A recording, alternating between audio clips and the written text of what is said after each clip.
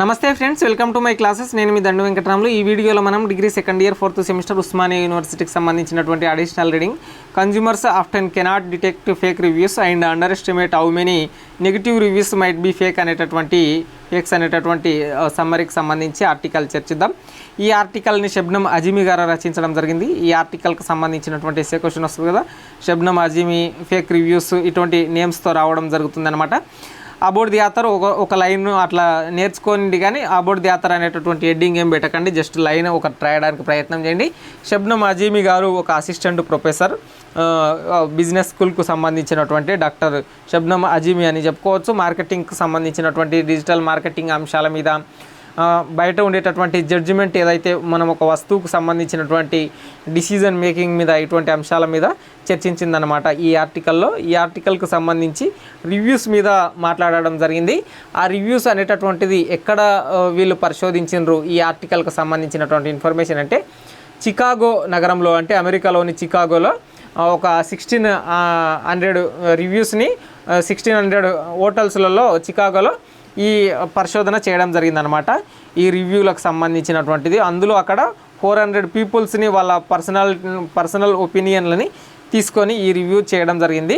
ఏదైనా ఒక వస్తువు బయటికి అవుట్ అవుతుంది అంటే, కంపెనీ నుంచి మార్కెట్లోకి వస్తుందని అంటే అది కొత్త వస్తువు అయితే దానికి అప్పుడే ఫేక్ రివ్యూస్ ఇవ్వడం ఇటువంటివి వీళ్ళు గమనించిందనమాట. ఏదైనా ఒక హోటల్ అయినా సరే, ఏదైనా సరే ఫేక్ డబ్బులు ఇచ్చి ఫేక్ రివ్యూలు సృష్టించడం. ఇప్పుడు సినిమాలు అయినా సరే ఫేక్ రివ్యూలు ఇప్పించడము, న్యూస్ ఛానల్స్ చేత. ఏదైనా ఒక వస్తువు కొనేటప్పుడు మనం పర్చేజ్ చేస్తున్నప్పుడు వాటికి సంబంధించినటువంటివి అన్నీ కూడా ఫేక్ రివ్యూస్ ఉంటాయి. ఆ ఫేక్ రివ్యూస్ని మనం గుర్తించలేము. నెగిటివ్ రివ్యూస్ కూడా ఇప్పుడు మార్కెటింగ్కి ఉపయోగపడుతున్నాయి. ఇటువంటి కంటెంట్ల మీద ఈ ఆర్టికల్ ఉంటుంది అనమాట. మీ సొంత మాటల్లో కూడా రాయొచ్చు. ఈ ఆర్టికల్ అనేటటువంటిది రివ్యూస్ మీద రాయండి.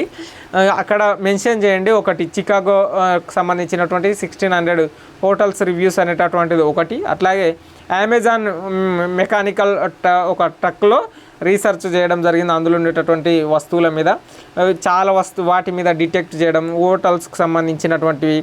అట్లాగే అక్కడ ఉన్నటువంటి వస్తువులకు సంబంధించినటువంటి రివ్యూ మార్కెట్లోకి వచ్చిన తర్వాత దానికి అంత సీన్ లేకపోవడం, అంటే ఆ వస్తువుకు అంత కంటెంట్ లేకపోవడం, అక్కడ వాళ్ళు ఇచ్చిన రివ్యూ ప్రకారం వర్క్ కాకపోవడం, రివ్యూని బట్టి మనం వస్తువు కొనడం, ఇటువంటివి ఫేక్గా ఉంటున్నాయి అనేటటువంటి అంశం అనమాట.